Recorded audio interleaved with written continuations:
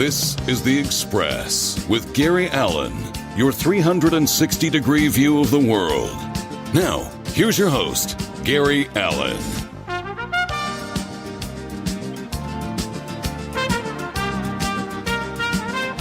And good evening, everybody, and welcome to this edition of The Express. Gary Allen with you, and excited to be with you tonight.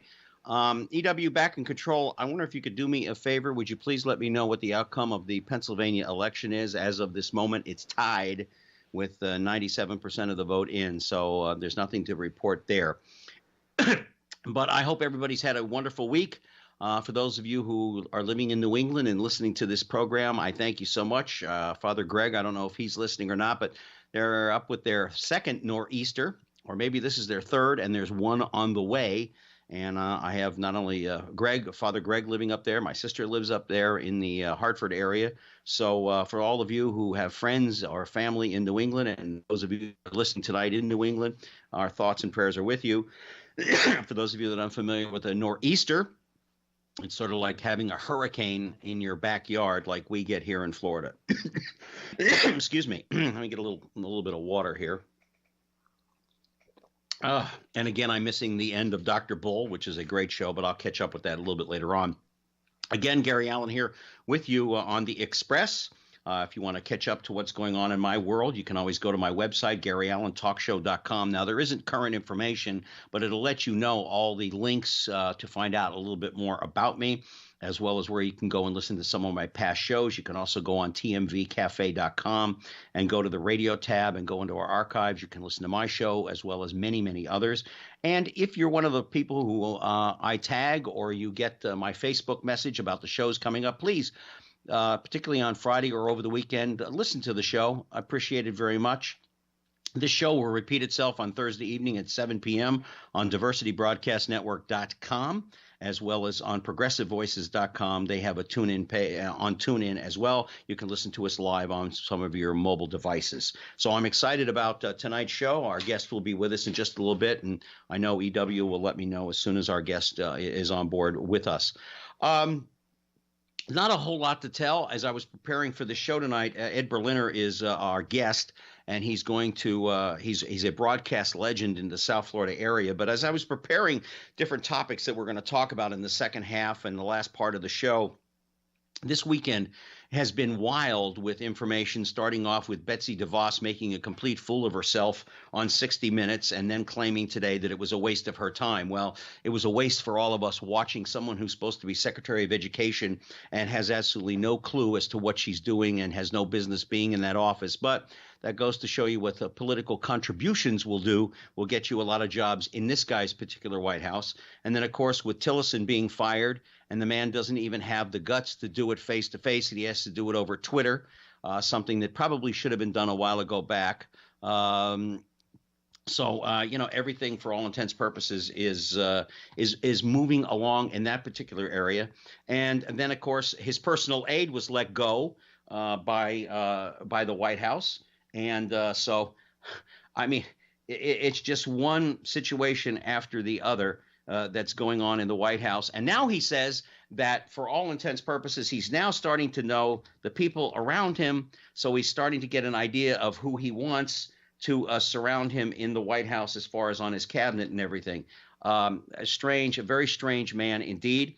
Mike Pompeo, who will probably become Secretary of State, has got a very interesting record, and he is he's supposed to be, he's an Academy graduate of West Point as well as a Harvard Law School. We're going to get into that with Ed, of course, as this program progresses forward, but I'm just kind of giving you an idea of what we're going to talk about. The woman who is going to take over the CIA has kind of a shady past, being part of the Bush White House. She was part of the cover-up on the waterboarding and the cruelty to some of our prisoners. Some of you will agree with that. Some of you won't, as to the aspects of the cruelty that was involved, considering it was an enemy combatant. So we'll go over that a little bit later on with Ed as soon as Ed gives us a call. But the bottom line is that it's been interesting. It's this week has gone by quickly. Next week I won't be with you. I've got to be somewhere else out of town, and so I apologize up front for that. But something has come up on a personal level again, and I've got to take care of it. And next week is the most opportune time that I have to do it. So again, I just want to thank all of you for your understanding, and thank you all for taking a few minutes out of your time to join us tonight here on the Express. And like I said, Ed will be joining us in just a little bit. Ed is with us now. Ed Berliner is a well-respected journalist in South Florida. I met Ed many, many years ago, although he probably doesn't remember it it was 25 some years ago when I was just a pup, and so was he. His background is extraordinary. He started out his career as a reporter. He has been a trusted source for media intelligence, training. Please leave your name, number, and a message, and I'll get back. Well, I thought he was with us. Is he with us at all, EW? Nope. All right. Well, I was going to give an introduction to him when he does come on. But anyway, he is a strong advocate for an awful lot of people. He has in media intelligence, media training, media strategy. He helps political candidates in action groups. EW, talk for a little bit as I answer the phone here. Okay, I get to talk on the Express. I know Gary mentioned everything that was happening on in the White House, but for those who don't know about the issues that are going on in Texas, I might reiterate that you might want to have some kind of safety when it comes to receiving packages, because as of right now, there has been 3 bombings that have happened in Austin, Texas, by a mysterious package that's been delivered on a doorstep. And nobody will know it's me. Well, that was Ed. He's going to be joining us on the hotline. Okay, it was really scary situation, especially since March 2nd was the let's see, how did we do this? There we go. Oh, well. Yeah, right. it kicked me out of one call to bring in the other one. So let's okay. All right. Let's try. Yeah, I spoke to somebody in Austin, Texas today who I used to work with in Las Vegas, and she said it's crazy. I mean, everybody's. Please leave your name, number, and a message. Yeah, we're playing around with this. We're playing phone tag here. Yeah, I think so. I think Ed is probably on the line now. Ed, are you with us? Yes, I am. Thank you. You're more than welcome. Let me complete this introduction for you, Ed. Ed, as I said, if it's longer than 30 seconds, it's way too long. Well, radio guy, TV guy, been around a long time, real head of hair. There you go. Go from there. Everything's easy. All right.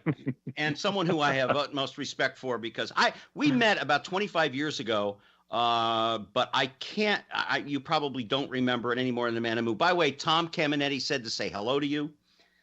Oh, good. How is Tom? Haven't talked to him in a long time. Hey, he's doing well. He's doing well. By the way, just out of curiosity, because when I left, the polls in Pennsylvania had both candidates tied. Is it still that way? I have not looked. I have been in the midst of doing a bunch of other things here. I've been working on some projects, and I've sort of come to the conclusion anymore with news that I stopped watching the constant update of polls. Yeah. I wait until it's over, because in some ways it's almost anticlimactic. The last thing that I had heard was there was about 95% of the vote, I guess, and they were still running neck and neck, which is kind of interesting, because last I heard, there was Saccone was about 10 points down in some of the polls. Yeah. So it's interesting again, but that's the whole thing, because a lot of this, when it comes down, the polls say this, they're going to do this. Here's the exit polls. Forget it. As a newsman, I have become far too jaded, I guess, to the point where I'll say, call me when it's done.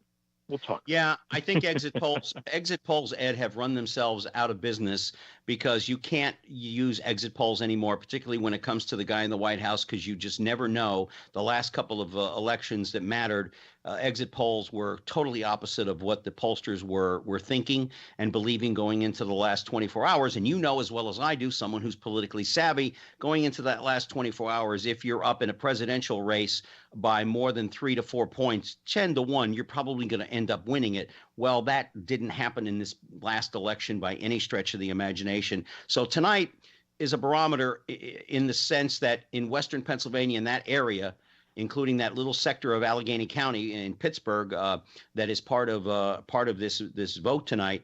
Saccone should be winning hands down 3-1. For every one vote for a Democrat should be 3 by a Republican, but who knows how it'll turn out. EW will let us know as the program progresses. Ed, you've been in the broadcast industry for a very, very long time. You have your own corporation. Way too long. Way too long. Way too long. Who introduced you? Well, like me, I got into it by accident, but who introduced you to the business, and have you caught up to Shoot 'em yet? Well, I have not caught up to Shoot 'em yet because, unfortunately, he lives in a different area. But if you're talking about the person who inspired me to do this, there were actually two guys. They were both New York DJs because I grew up in Manhattan. Mm-hmm. One was the legendary Dan Ingram from WABC Radio, Music Radio 77, who did the 2 to 6 shift every day, who was brilliant in the way that he commented, in the way that he slipped in jokes. It was almost like watching a Bugs Bunny cartoon. If you've ever watched the original Bugs Bunny cartoons, they were filled with adult jokes, filled with them. Yes. You just had to find them. And he did that, and I thought it was brilliant. And then Jim Quinn, who also was a DJ in New York, he was at WPIX FM, who was another one who was a bit of a madman. And it was just fascinating to listen to these guys. I met Ingram once many, many years ago. Never met Jim Quinn, but they're the reasons why. And then when it came down to sports, it was my unabashed following of the late, great Howard Cosell. Who just set me on a course. And a great story from meeting Cosell. I used to be, many, many years ago, I was the stringer for ABC Radio Sports in South Florida, did all the games here. This was at a time when there were actual radio sportscasts, and they actually had stringers and reporters in other cities who would report on the games, which, of course, now is ancient. No one does that anymore because of the internet and social media. I had made a trip to New York, and I had gone to the ABC studios to meet some friends of mine there. And as I had walked into the newsroom area, there was Howard Cosell recording Speaking of Sports, his afternoon commentary. And I watched and I waited, and he had a cigar that was about a Buick-sized in length, which he always had. And I waited until it was done and the light went off, and I opened the door, and I walked in. I said, "Mr. Cosell, my name is Ed Berliner. I cover sports for ABC in Miami. I am a huge fan, and I am absolutely someone who admires your work." He looked at me, he put down his cigar, he said, "Of course you do." I have a similar story, only it has to do with acting. I did Hill Street Blues and St. Elsewhere, where I did 5 and Under work, Ed. And William Daniels, who I'm sure you're familiar with from Hill Street Blue, or from St. Elsewhere, but he was in one of my favorite. He was one of my favorite musical actors from a thing called 1776. And Ken Howard, who was on this show a couple of years ago before he passed away, and I talked, and I said to Ken, I said, this is exact the conversation.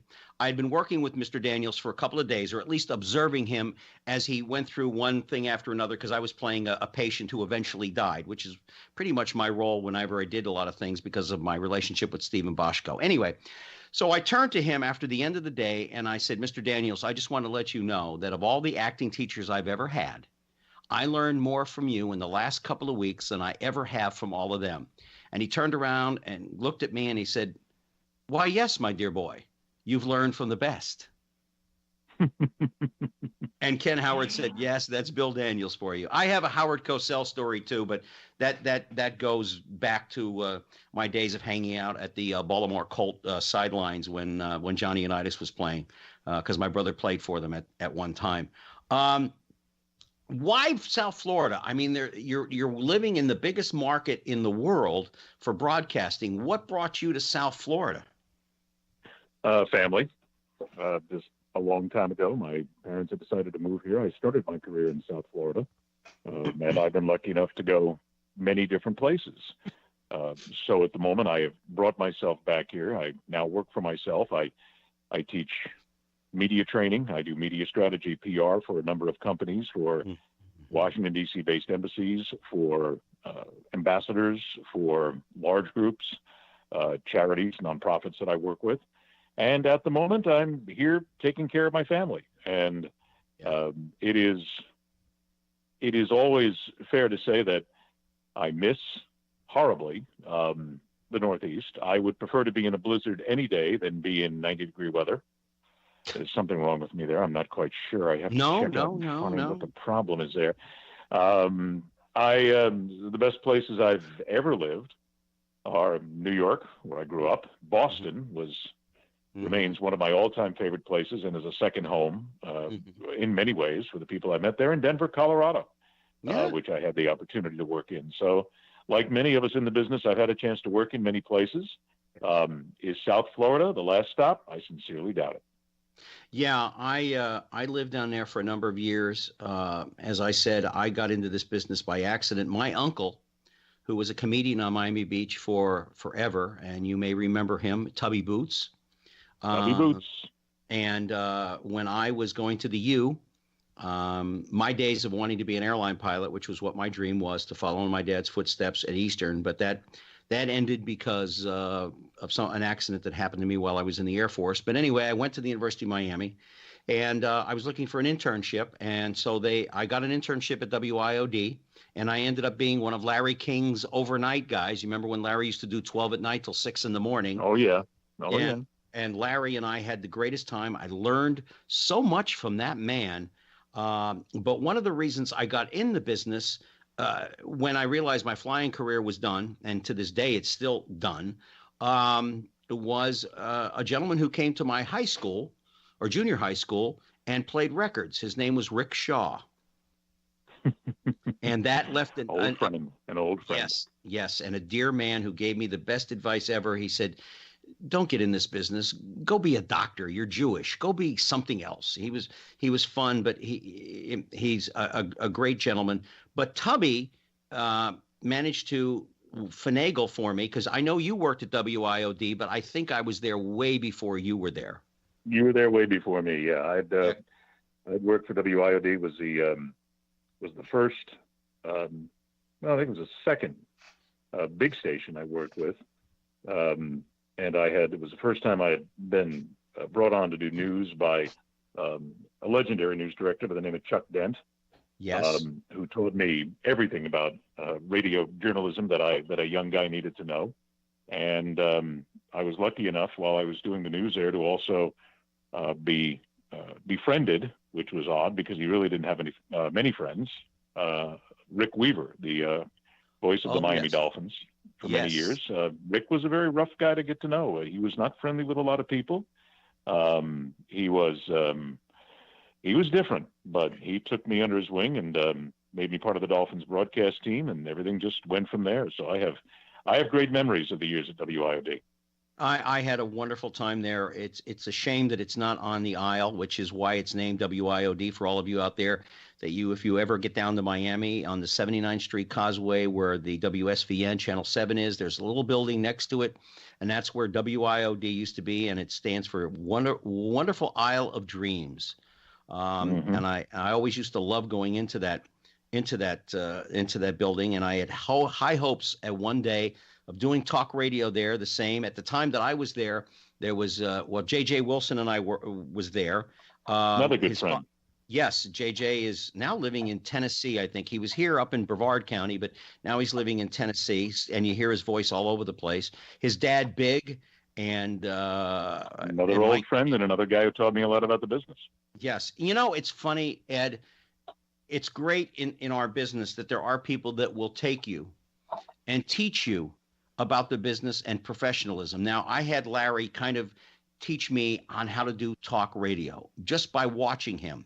I also learned professionalism from Tubby and other show business people that I was around, which benefited me much later on in life when I was a performer in Las Vegas. But it's always great to have a mentor. And I think for the most part, anybody in any profession, if you can find a mentor, that is extraordinarily wonderful if the mentor is a good one and really takes you under their wing and teaches you. And I know through your company now, Entourage, is it Entourage or Entourage? Do you pronounce it? Entourage Media. Where did you see the gap, the digital gap, which was coming, the digital age was coming? Where did you see the gap that needed to be fulfilled and you went, I can do this with the right team around me? Well, the actual realization about digital came to me when I worked for Comcast in Boston for the CN8 network, and in the early 2000s, when Facebook was starting to rise, and there was when you could sense what was going on with the various early stages of social media, and of course a lot of them weren't there at the time. And when I went to the marketing director there and I said, we got to jump on this, and she looked at me and said, it's no big deal, it's just dog and cat videos.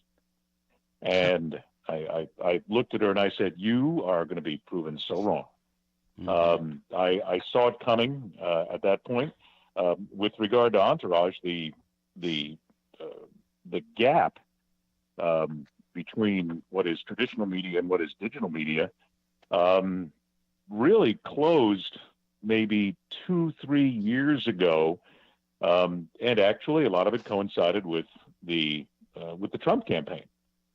Because Facebook had already been, of course, very big, but the explosion of Twitter, the Instagram run, what is now Vimeo, YouTube took off because video content became more important.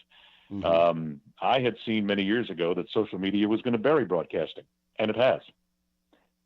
It certainly has buried standard radio broadcasting in many ways, because you simply don't need a radio anymore. I find that while terrestrial radio is struggling to survive, satellite radio does very well because it offers a very specific niche. But I mean, we could go into there's a lot of offshoot conversations there, which is social media certainly helped to destroy what was the radio that we knew. Radio programmers helped to destroy it with their short-sighted nature of what they were going to put on the air. Large conglomerations destroyed radio, which are going through bankruptcy now as we speak. iHeart is still waiting. I mean, apparently, I believe that they were supposed to have something either last night or tonight with another extension. iHeart is in bankruptcy. Cumulus is also very close to bankruptcy. Many of them are simply because they just took on too much. I mean, look, for those who don't remember, there was a time when you could only own a certain number of stations in a market. It was, you could have 20 radio stations in a market, yet you could only own 2. And then you could own 4. And then it was 7. And then it was 9. And now it's more. So what you have is a dilution of the talent, a dilution of the message. You have large-scale programmers who have come in and destroyed what was local radio, local music radio. And talk radio has become much more podcast-oriented because it's now appointment. You know, people can listen to it whenever they want, which is great. We never had that opportunity in radio in years past. But there was still something very special about appointment radio and being able to get your entertainment there. And that's been destroyed by the oversaturation of network radio and the destruction of local radio talk, which is now pretty much dead and buried in many places, which is unfortunate. And certainly here in Miami, it's terrible. There are some pockets here or there. I know the radio station I was connected with here until it folded.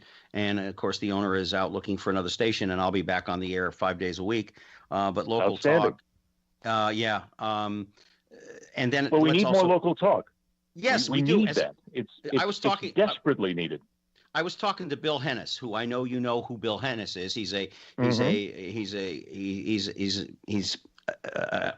How do you put it? He's an authority in this business, and he's also someone who recommends talent to radio stations. He and I both said, and so did Tony Garcia out in Denver. He said, slowly but surely, the local markets will start getting back either into local morning drive or afternoon drive, because people are dying for that. They can hear enough of the political stuff by turning on the TV and take what they want of it for 15 minutes, and then boom, it's over with. That's another thing I think that has hurt radio, Ed.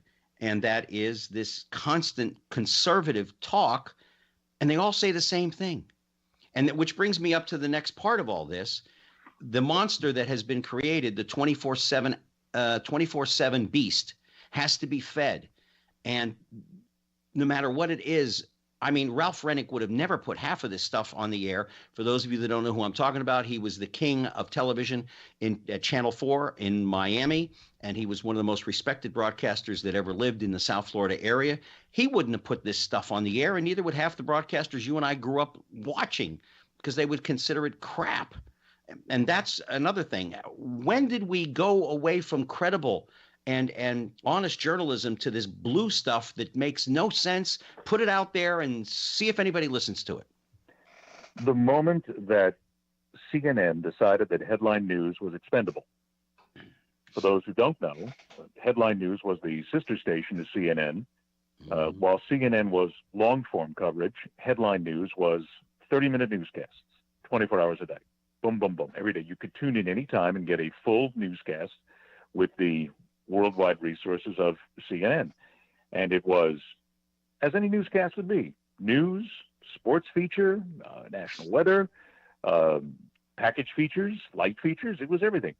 But when CNN found that they could make more money with entertainment programs, with talk shows that were based on light, fluffy entertainment, that were sort of the forebearers of not necessarily what people consider fake news today, but certainly just entertainment news. They ripped apart headline news, junked it, and became more of the sensationalistic entertainment shows. At that point, they opened up the monster where people said, let's see.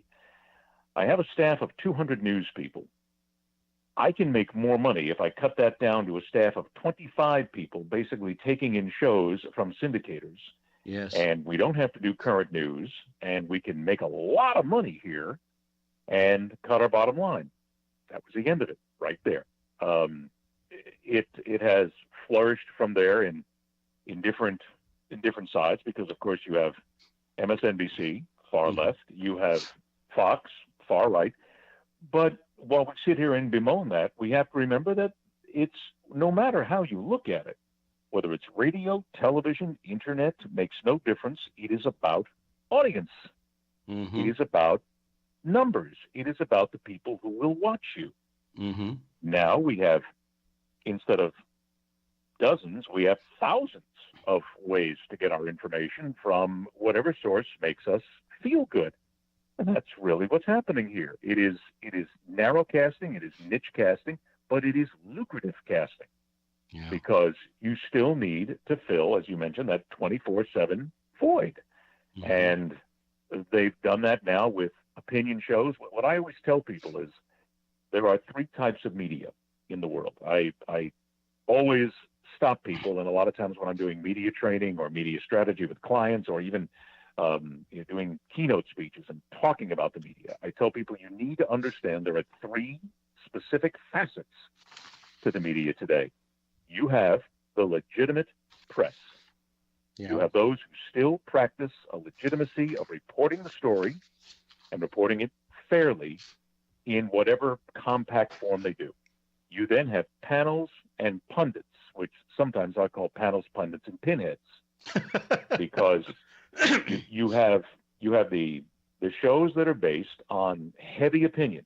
That's what it's, heavy opinion. That's okay. There's nothing wrong with that, because that's programming. There've always been opinion shows, but now they have where they overload it with a tremendous amount of panelists over and over again, and pundits and opinions, and people take that as fact. It is not fact. It is opinion. And then you have clickbait media. The clickbait media is the websites, specifically websites, though, that their purview is fake, phony, and hyperbolic, to where they will put out the clickbait headline, the clickbait story, and one of them that I am not afraid to take on at any time, because I have said many times that it is one of the most dangerous sites in the world, is anything run by Alex Jones. Oh, yes. Where there is not a shred of truth, there's not a shred of fact, and it plays to the emotional side of people who desperately want to believe in something. It is clickbait. And what I continue to tell people is learn the difference. Learn the difference between them. And if you want to, listen and read and watch all three of them. Yeah. But don't get your news from one source. And that, I think, is the biggest problem we have today in media, is people get far too much of their news from one source. He is Ed Berliner. He is Ed Berliner. He is a No. I'm just doing my ID because I forget to do your it ID. sometimes. Very nice. I like that. Yes. I got in your way. I stepped on your ID. Broadcaster Ed Berliner joins us, and you're listening to The Express. Gary Allen with you, and I am pleased to have Ed on this program in so many ways. Ed, I want to revert back a few minutes, and then we're going to talk about some of the topics of the day. By the way, if there's please don't let me go off on these tangents like this. Stop me quickly. No. Hit me with a mental hammer. It's okay. Boom. Well, as your former president, I'll certainly give it a try, Ed. Thank you very much. It's very Thank nice. you very I'm much. very happy you did that. Thank you very much, Gary. Everybody does a Bill Clinton impersonation. Oh, God. And, I've done it in front of him, and I've done it in front of Hillary, and they both like it. So it's okay. Again, we're talking to Ed Berliner. Thank you. We're talking to Ed Berliner. He's a great broadcaster out of the South Florida area. I wish I would have had the opportunity to work with him at some time or another, but it didn't happen. Ed, let's revert back. What kind of skill sets do someone need to know when you work with these major corporations and you're working with their PR people, their communication people? What do you look for in them as far as skill sets to prepare them for what they're up against? Because I know in your training you talk about be prepared for what the media is going to throw at you if you're going to go in for an interview. Always know your stuff, which everyone should know their stuff before they even get in front of an audience, unless you're Betsy DeVos, and then apparently you don't have to. But we're going to get into that because you wrote a beautiful column on that I loved very much. What are some of the skill sets that you see that young journalists need today, and talk about the ethics aspect of it that's gone? Well, let's just start there. You need to have ethics. You need to understand that as a reporter, see, I believe, and I wrote about this recently in a column, and it's on my website. It's on LinkedIn and various other places. I believe we will see a return to journalism. I think it's happening slowly, because even millennials are starting to read more newspapers. I saw the numbers last year. Not a lot, but they're starting to. I think the generation of the 20s, the 20-somethings and the 30-somethings, specifically led by the kids in Parkland, Florida, are tired of being lied to. Yes. And they are savvy enough to know they're being lied to. And they want to hear the truth. And they are willing to fight for it, and they're willing to go after it. If you're going to get in this business, make a decision. If you want to tell the truth and be a journalist, be one. If you want to be a commentator, be one. If you want to be far left, far right, go ahead. Look, it's something that I teach people in media training. I actually did a session today with a very high-ranking CEO and their staff. I said, it's very simple. It is all about your brand and what you want it to be. If you want to be a journalist, if you want to be ethical, then do it. If you want to be far left, far right, do it. If you want to stand out on Interstate 95 at 2 o'clock in the morning, dressed in a rubber suit, holding a Patrick Swayze blow-up doll, wearing clown makeup, and also having lemon meringue pies balanced on both hands, wearing floppy shoes, go ahead. If that's what you want to be, do it, because somebody's going to come by with a phone eventually. They're going to take the video of it, and you're going to be marked by that for the rest of your life, because thanks to the internet, nothing is private anymore. No, but that's true. Decide on the brand and what you want to be, and then be true to it. What I tell a lot of companies when it comes down to dealing with the media, I tell them to learn the media, learn the difference. When I do a media training session, I have told this to people before, I can teach a rutabaga how to talk on camera. It's not that difficult. The body language would be difficult because you have to find the rutabagas' eyes, but that's another story altogether. But learn who the media is, learn the shows, learn the networks, learn the hosts, learn what they want to do. Learn. I continue to tell my clients, I'm a storyteller, and everybody has a story to tell. So let's make sure your story gets in front of the right people. Because if you have a story that speaks to the right, the left won't care. If you have a story that speaks to the left, then the right won't care. If you have a story that speaks to warm and fuzzy kittens, then people who are out there looking to start a fight won't care. But learn who the media is and learn what they do and how they will help you. Because my point is always make the media work for you. If you want to get into this business, if you want to become a newscaster, weathercaster, sportscaster, whatever, I would quite frankly say that you need to look at the industry and you need to look at what's out there, because it's a sea change that we're seeing right now. There is less talent than there ever was before. And I'm not saying talented people. I'm just saying bodies. There's fewer bodies than ever before, at least at the local level. Sports at the local level is dying. Oh, yeah. And has been for about 10 years. You'll still see it in Boston, New York, Chicago, Philly, but it is dying in a lot of the major markets. Weather is very big for people. Weather meteorologists are very big.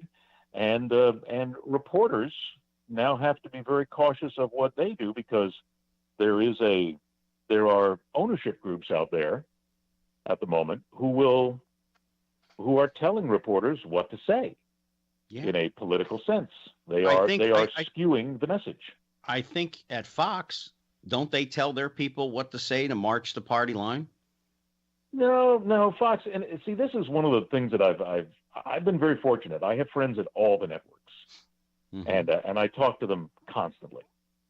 And Fox is what it is. When you become a part of the Fox network, you understand what your opinion is, or how you should report the news. Look, Shepard Smith is a very brilliant guy. Oh, I love Shepard Smith. If you watch Shep, he does. When he was at Channel 7, he always did a great job. Well, that's just it. And he does not toe the party line. You haven't seen him pulled off the air yet, have you? No. I mean, and if you look at what's happening right now, Fox is very slowly and quietly rebranding themselves. I read an article just the other day where Fox is going to take on a new mantra, and they are going to try to present themselves as being more fair. Will they? We'll see. But they still don't want to alienate their audience.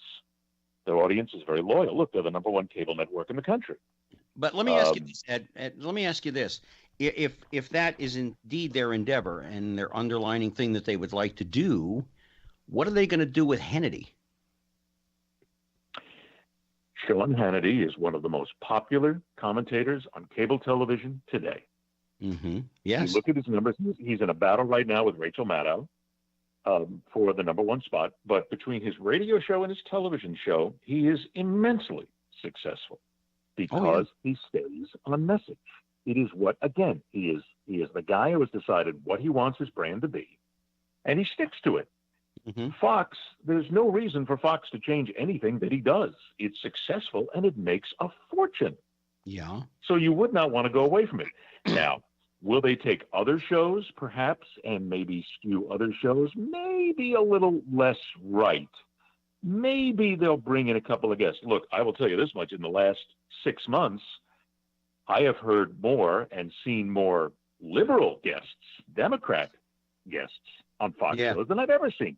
Yes, you're right. They're making an effort to do it because, look, they still want their Republican conservative brand out there, but they want to be able to say, okay, we're giving the other side a chance to put their 2 cents in there, and maybe they'll grab 1 or 2 people or a few people from Maddow. Maybe they'll grab a few, because at the end of the day, which is one of those cliche sayings I always use, which I need to stop using, it's just become way too cliche-ish. At the end of the day, it's all about money and ratings. It's all about finding that audience, and you can either watch it or you don't have to. I love when people rail against Fox and MSNBC and CNN and the others. I tell them, don't watch. Yeah. If you're so insulted by it, don't watch it and turn it off. It's nice that you look at it and understand what the other side is saying, because to me, that's always important. Get a varied view. But if it really insults you, don't watch it. Exactly.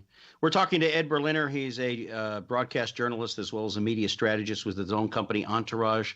How do they get a hold of you if somebody out there would like to take some media training from you? The best thing to do is you can visit our website at edberliner.com. It's simple and it's easy. There you'll learn a little bit about what we do. You'll meet the team. You'll look a little bit about some of the programs that we offer. And then the email and the phone number is right there. You can get a hold of us right through the website. Very easy. Plus, there's also Twitter is @BerlinerSpeaks.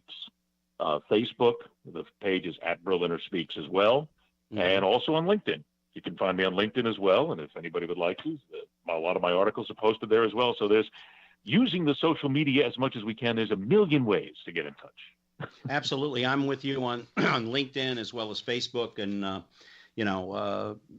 fantastic stuff. There's one thing before we start going to the local headlines.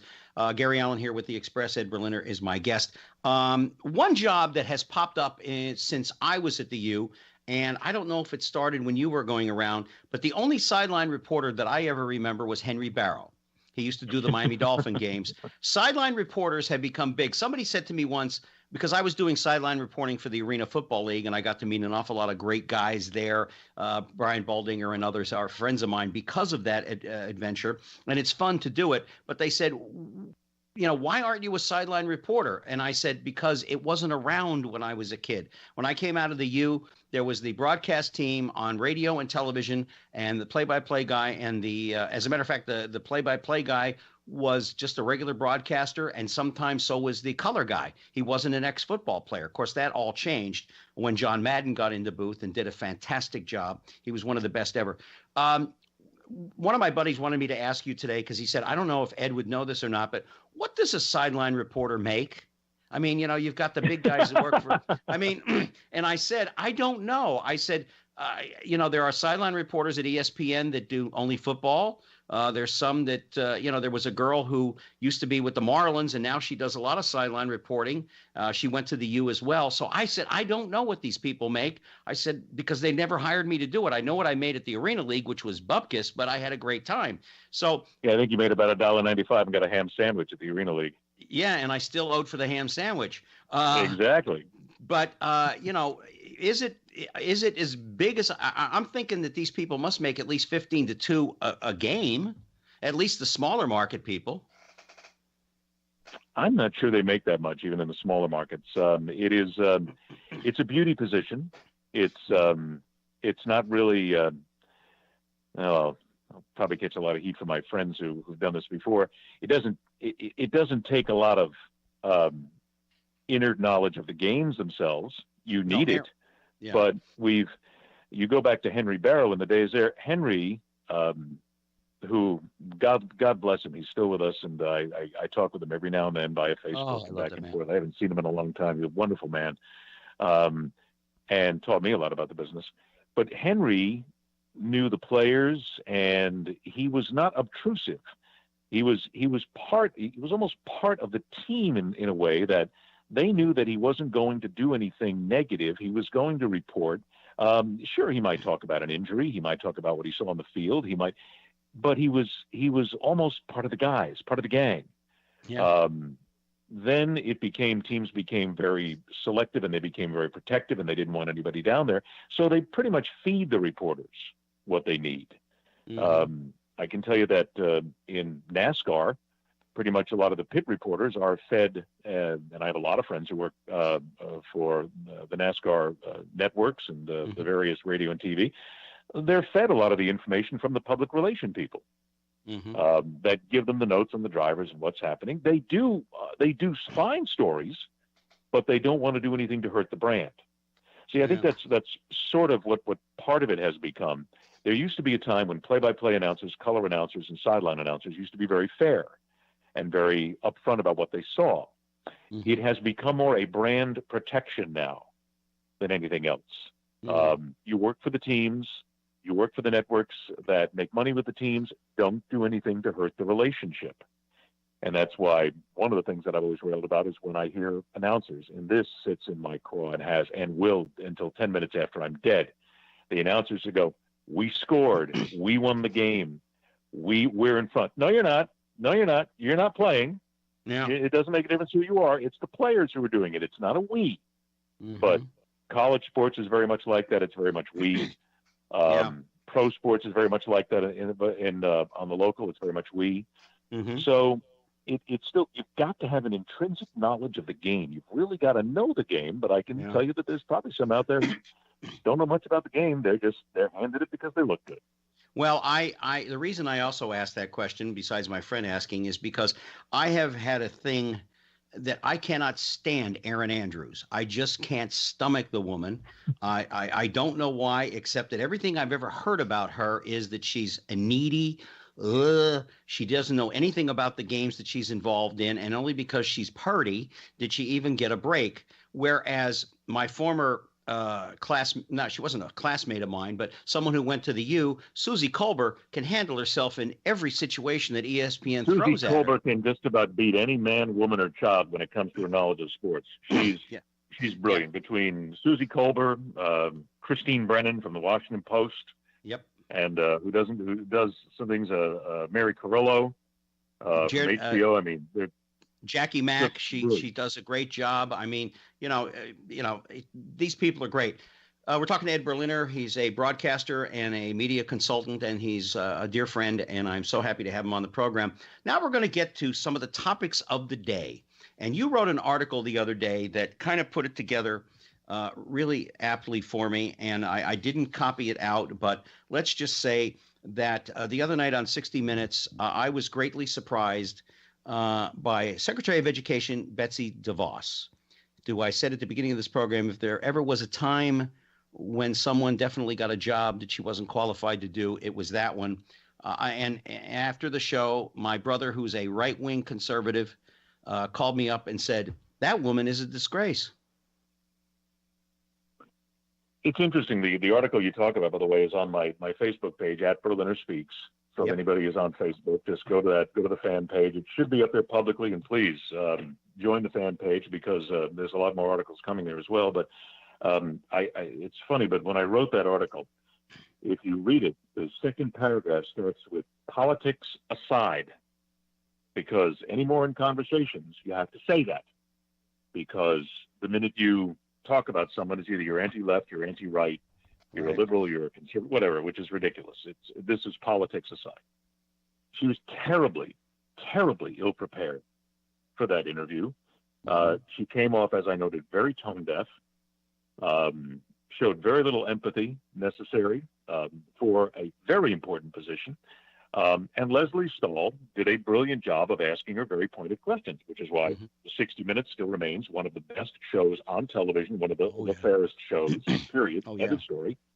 But when I say that by also saying that today I got in a conversation with a brilliant individual who said it was all staged, CBS edited to make her look bad, Stahl's questions were improper, they didn't give her a chance.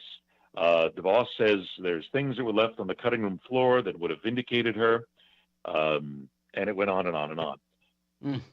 The problem with it is Betsy DeVos's answers themselves were awful. She was completely unprepared for this interview. I do media training. I take people who are C-level executives, and I make them comfortable in front of a camera. I can guarantee you no one's worked with her. When you fail to answer simple questions about the schools in your own home state, and when you admit that you have not gone to the at-risk schools as the Secretary of Education and you're talking about them, you're tone deaf. Her body language was awful. The smile that she had was terrible from a training standpoint. I would look at her, and as I said, I gave her a D-. She looked like she was looking at the headlights of a Mack truck coming at her. Well, what she looked like, though, was not necessarily even that. That's fair, but she looked and acted like someone who wasn't hearing the question and had a pat set of answers that were ready to go, which is what a lot of people have. A lot of politicians have that.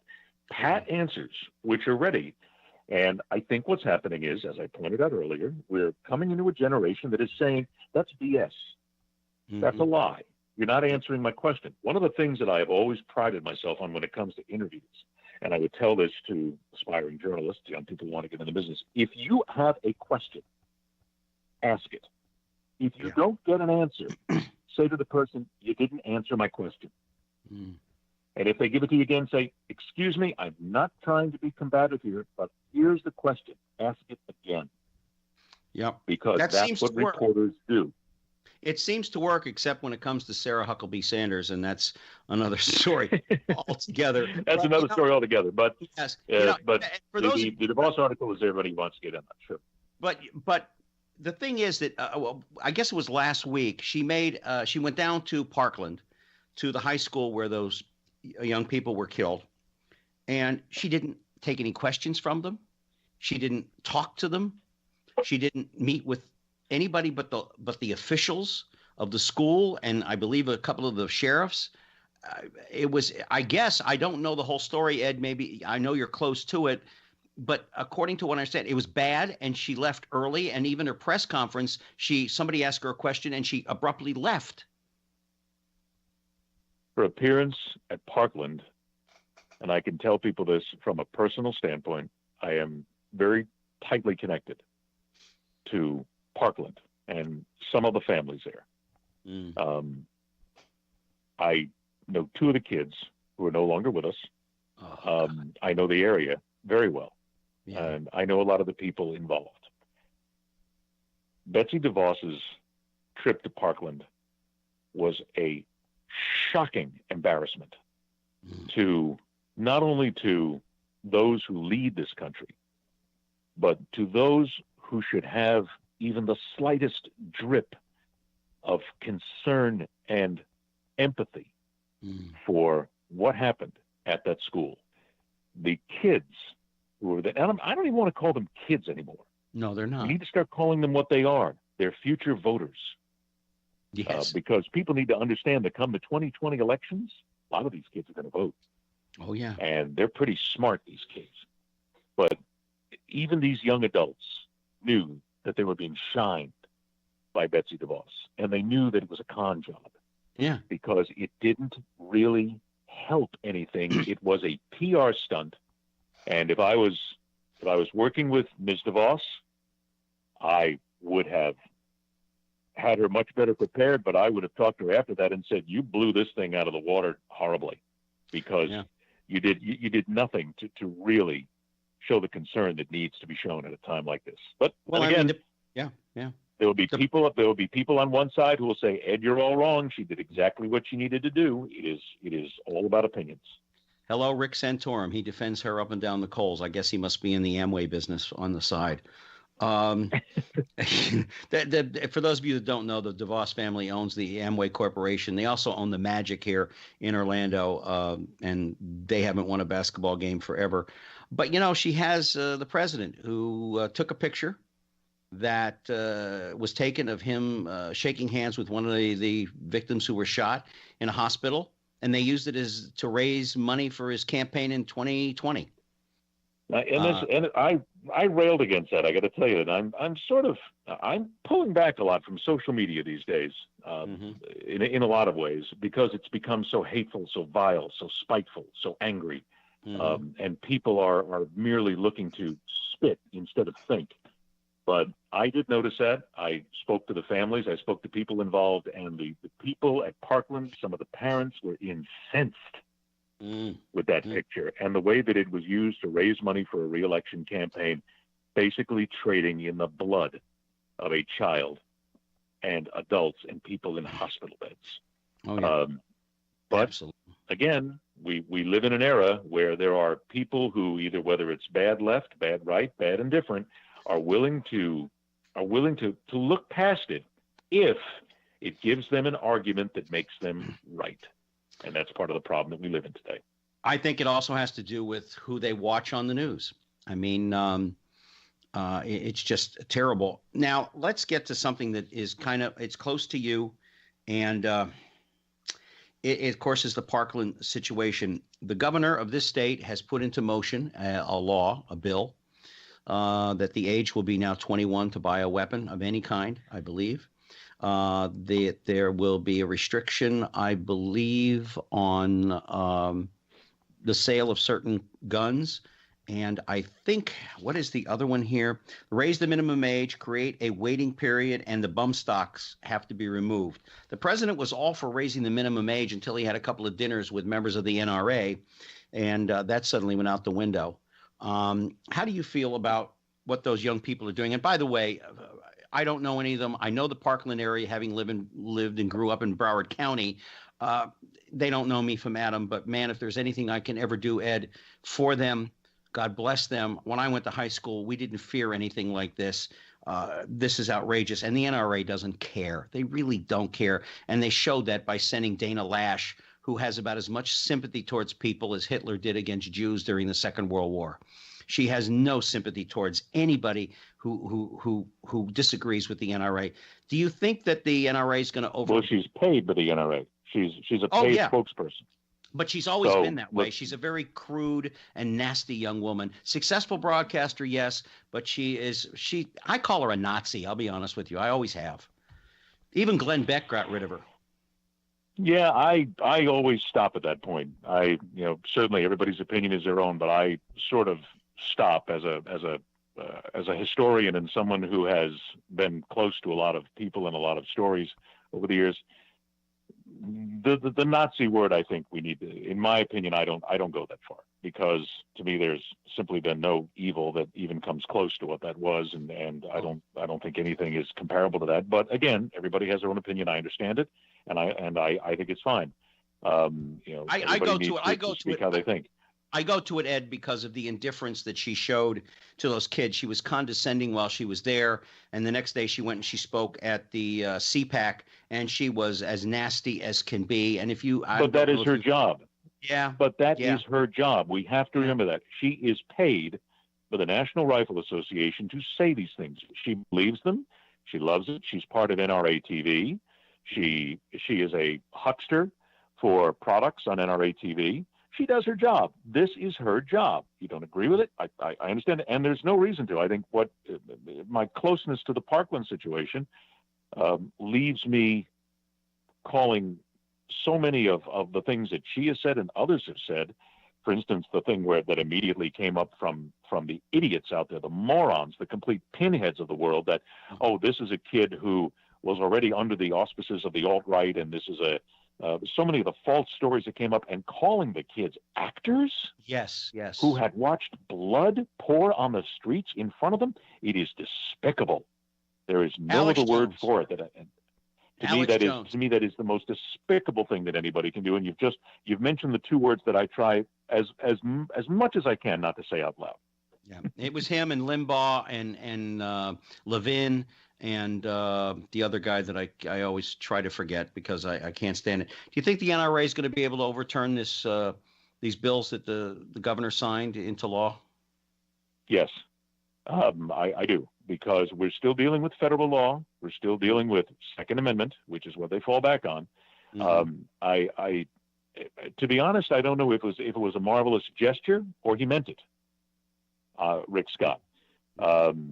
Because he knew well before signing the bill that it was going to create an issue.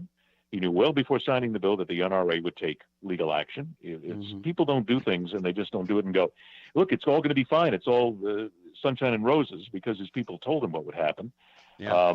The bump stock thing has become a joke because it still hasn't been banned after what happened in Las Vegas, and they're still allowed to be sold. Yeah. The age 21, it flies in the face of federal mandate. The president has not backed it. We still haven't addressed the ban on assault style weapons. It hasn't even been touched. Yeah. And we continue to dance around the mental health issue, which is important. It is all part of the same necessary picture that we must paint in this country, but it's all got to be done. It all has to be looked at. I'm the person who said that I don't think anybody should be allowed to buy a weapon until they're 25 years of age, and I think there should be a 6-month waiting period. End of story. Yeah, and you are talking to someone who was brought up in a gun culture with his father, who was in the military, who was taught how to shoot when I was 9, and who knows very well about weapons. Well, I think it's time that we looked at things differently. We have to, or kids and adults are going to keep dying. I can't abide by that. I served in the military, and I watched in Vietnam what guns can do, and I hate them. I know they're necessary, and the Second Amendment is one thing, but I remember what Thomas Jefferson once said, and that is, every once in a while we need to take a look at the amendments and see where the country is, and maybe take a look at if that amendment still applies. Ed Berliner, Gary, I want what to I thank have you. told people, I just want to say this real quick. Yeah. What I have told people is the Constitution is a living, breathing document. It was never meant to be something that stood on its own. It was meant to fit the people of the United States and fit our needs and our freedoms. If things need to be changed, then things need to be changed. That's why they call them amendments. Exactly. Ed Berliner, I want to thank you so much. I am so pleased to have had you on this program here on The Express. Ed Berliner, who is a media strategist as well as a broadcast journalist, well respected in South Florida and throughout this country for the ethics that he brings and the professionalism that he is. And I just want to thank you, Ed, so much for being on The Express with us this evening. It took us a long time to get together. Let's do it again. I've had a great time. Thank you very much for having me. And I hope people will search me out in social media and on the website. Let's have some good conversations. Exactly. And I'm going to give you a call as soon as I'm off the air here in just a couple of minutes. So thank you again, Ed. And I want to thank all of you out there for taking a few minutes out of your day to join us here on The Express. Again, go to GaryAllenTalkShow.com. You can check out my website and all the links to the different podcasts, etc. This program will repeat itself on Thursday evening at 7 p.m. on DiversityBroadcastNetwork.com. Thank you, Renee, for that. As well as go on TMVCafe.com. Go to the radio tab. Archives will fall down. You can listen to my show and many, many others. Next week, I won't be with you. Got to take care of some personal business. But I want to thank you all very much for always being there for me every week. Until next time, take care of yourselves and each other. You've been listening to The Express with Gary Allen. Join us here every Tuesday night at 10 for more captivating talk with Gary Allen. See you next time on The Express.